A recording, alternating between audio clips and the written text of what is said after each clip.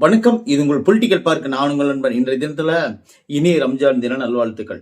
Okay, Ramzan நோன்பு இன்னைக்கு Vijay sir கலந்துக்கிட்டாரு அந்த நோன்புல.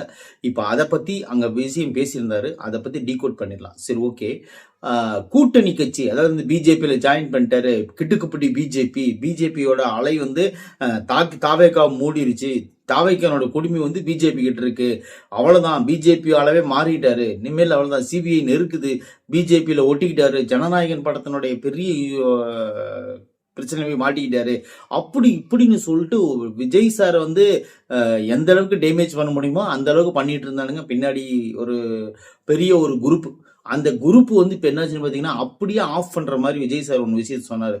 நான் அந்த டீமு இந்த டீமு எந்த டீமும் கிடையாது, நான் மக்களோட டீமு. இது நீங்க யாரும் நம்ப வேண்டாம். மத சார்பற்ற சமூக நீதி அப்படிங்கிறது தான் நம்ம கொள்கை. அந்த கொள்கையில நான் இன்னும் உடன்பாடாக தான் இருக்கிறேன்.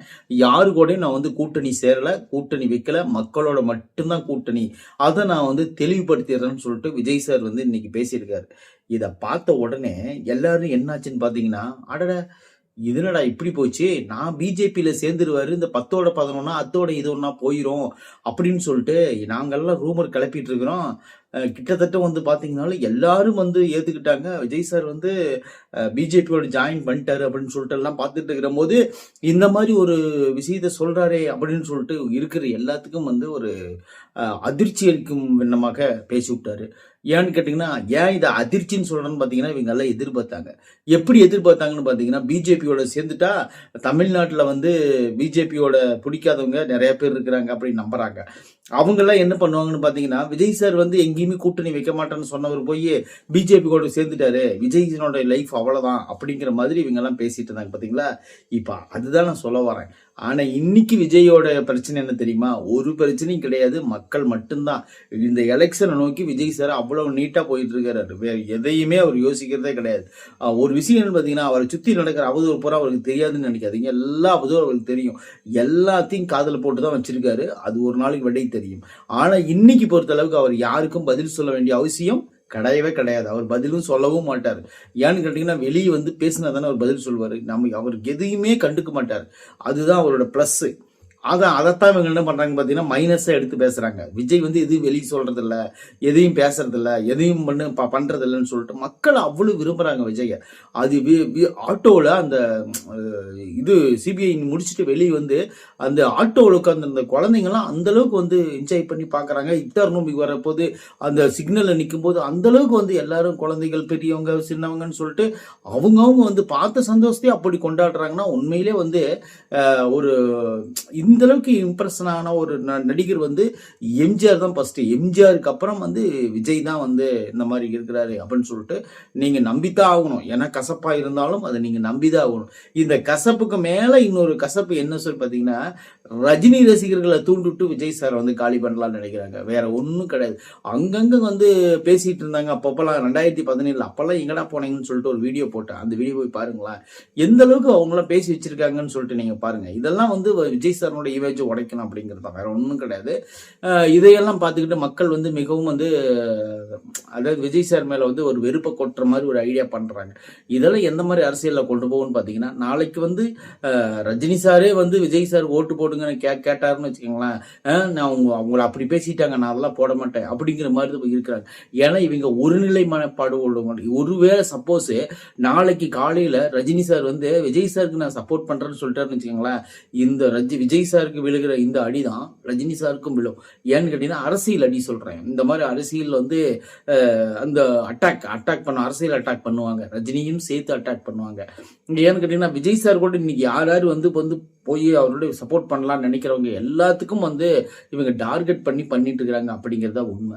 இப்ப இந்த நிகழ்ச்சியில, ரம்ஜான் நிகழ்ச்சியில, இவர் அரசியல்ல நான் யாரு கூட கூட்டணி இல்லை, இனிமேல் நான் தனிச்சுதான் நிக்க போறோம் அப்படின்னு சொல்லிட்டு சொன்ன உடனே நிறைய பேருக்கு பல்லு விட்டுருக்கும். என்னன்னு பாத்தீங்கன்னா, என்னடா இப்படி போய் பிஜேபியில ஜாயின் பண்ணதுக்கு அப்புறம் ஏதாவது ஒன்று கெட்ட பேரை ஏற்படுத்திடலான்னு பார்த்தா, இப்படி நலிவு ஒவ்வொரு வாட்டியும் நலிவு போயிட்டு இருந்தா, என்னைக்குதான் நம்ம ஒரு நல்ல சரியான ஒரு கட்டமைப்பை ஏற்படுத்துறது அப்படின்னு சொல்லிட்டு அவங்களுக்குள்ளேயே ஒரு ஒரு குழப்பத்தை உண்டாக்கி கொடுறாரு விஜய் அப்படின்னு தான் நம்ம சொல்லணும். இப்போ என்னன்னு பார்த்தீங்கன்னா, இப்போ நடந்துட்டு இருக்கிற இந்த விஷயத்தை எடுத்துக்காங்களேன். இப்போ சமீபத்தில் நடந்த ஒரு 10-15 பிரச்சனை மட்டும் எடுத்துக்காங்க. இதுக்கு முன்னாடி ஏகப்பட்ட பிரச்சனை நடந்துட்டு வந்த அரசியல் வந்துட்டாரு அப்படிங்கிறதுக்கு மட்டும் எடுத்துக்காங்களேன். இப்போ ஜனநாயகன் படத்தை கூட நேற்று இன்னைக்கு பார்த்துருக்காங்க. பார்த்தவங்க என்ன பண்ணிட்டாங்கன்னு பார்த்தீங்கன்னா, படமெல்லாம் ஓகேப்பா, என்ஓசி வாங்கிக்கங்க, என்ஓசி வாங்கிட்டு நீங்கள் படத்தை ரிலீஸ் பண்ணிக்கோங்க, தேர்தல் ஆணையத்துக்கிட்ட நாங்கள் ஒப்படைச்சிடறோம்னு சொல்லிட்டு சொல்லிக்கிறோம். தேர்தல் ஆணையத்துக்கிட்ட படத்தை ஒப்படைக்கிறது அப்படிங்கிறது எல்லாத்துக்குமே ஒரு ஆரோக்கியமான விஷயம் தான். என்னன்னு பார்த்தீங்கன்னா, தேர்தல் ஆணையம் படத்தை விடாது. இன்னொரு விஷயம் பார்த்தீங்கன்னா, தேர்தல் டேட்டு அறிவிச்சிட்டாங்க. ஏன் போன வாரம் பார்த்துட்டு தேர்தல் ஆணையத்துக்கு கொடுக்கலாம்ல. போன வாரத்தில் இப்போ உடம்பு சரியில்லாமல் போனப்போ பார்த்துட்டு அந்த தேர்தல் ஆணையத்திட்ட படத்தை கொடுத்துருந்தா அவங்க போன வாரம் ரிலீஸ் பண்ணுறதா வேணாமான்னு முடிவு எடுத்திருப்பாங்கல்ல. இப்போ தேர்தல் டேட்டு அறிவிச்சதுக்கப்புறம் படத்தை பார்த்துட்டு சரிப்பா எல்லாம் ரைட்டாக இருக்குது, ஓகே ஓகே நீ போய் எங்கே வேணாலும் கொடுத்துக்கோ அப்படின்னு சொல்லிட்டு என்ஓசி வாங்கி எங்கே வேணாலும் கொடுத்துக்கோன்னு சொல்கிறாங்கன்னா, இது படத்தை ரிலீஸ் பண்ணக்கூடாது அப்படின்னு ஒரு எண்ணம் தானே, வேற ஒன்றும் கிடையாது. இதாப்பா எங்கள் பக்கம்லாம் பார்த்து முடிச்சாச்சுன்னு என்னைக்கு சொல்லணும்? ஜனவரி 9ஆம் தேதி படம் ரிலீஸ் ஆகணும். அந்த வாரத்தை விடுங்க, பொங்கல் முடிச்சு கூட அவங்க சொல்லிடலாம். அவளுக்கு இத்தனை மாசம் இருந்துச்சு, இத்தனை மாசம் கேப்ல கூட பார்த்து கூட எங்களுக்கு இந்த படம் பார்க்கலாம் அப்படின்னு சொல்லிட்டு பார்த்து ரெடி பண்ணிருக்கலாம். அதெல்லாம் இல்லை. பழைய தூக்கி எப்படி போட்டாங்கன்னு பாத்தீங்கன்னா, இந்த படம் வெளியே வராத காரணம் விஜய் குரூப் தான் போட்டாங்க. ஏன்னா அதுதானே ஒரு பிரச்சனை. விஜய் குரூப் எதுக்கு எனக்கு நட்டமாகணும்னு ஏதோ ஒரு நடிகர் நினைப்பாரா? இல்லை நான் இந்த தயாரிப்பாளர் என்ன வச்சு படத்தை தயாரிப்பாளர் நட்டமாகணும்னு நினைப்பாரு? அதெல்லாம் கிடையாது. இப்போ ஒரு பெரிய பிரச்சனைனா அமேசானில் எடுத்திருப்பாங்க அந்த படத்தை காப்பிரைட் வாங்கி வச்சிருப்பாங்க. இப்போ அமேசான் படத்தை ரிலீஸ் பண்ணலாம் அப்படின்னு சொல்லிட்டு வாங்கி வச்சிருவாங்க வியாபாரத்தை.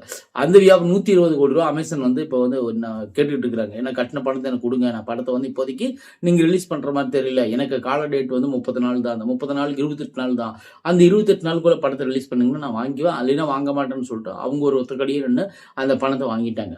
அடுத்து அமேசானில் அந்த படம் ரிலீஸ் ஆகுது அப்படிங்கிறது எதிர்காலத்தில் கேள்விக்குறி தான். ஆனால் இன்னொரு விஷயம்னு பார்த்தீங்கன்னா, இந்த படத்தை தேட்டரில் விட்டால் கூட இன்னும் இப்போ இருக்கிற வசூலோட டபுள் மடங்கு ஆகும். ஏன்னு கேட்டிங்கன்னா, எதிர்பார்ப்பு அதிகமாகிடுச்சு மக்களுக்கிடையில. ஜனநாயகன் அப்படின்னாவே எதிர்பார்ப்பு அதிகமான ஒரு இதை காட்டுறாங்க.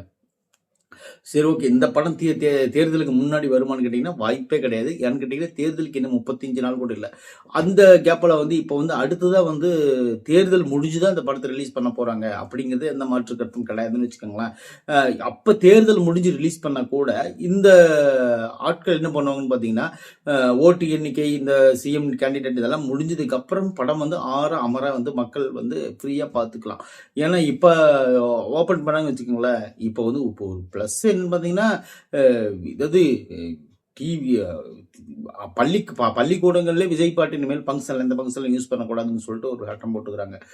அதாவது விசிலுக்கு எங்கெங்கே தடை போட்டாங்கன்னு உங்களுக்கு தெரியும். இன்னைக்கு பள்ளிக்கூடத்தில் யூஸ் பண்ணக்கூடாது அப்படிங்கிற மாதிரி ஒரு விஷயத்தை அவங்க சொல்லியிருக்கிறாங்க.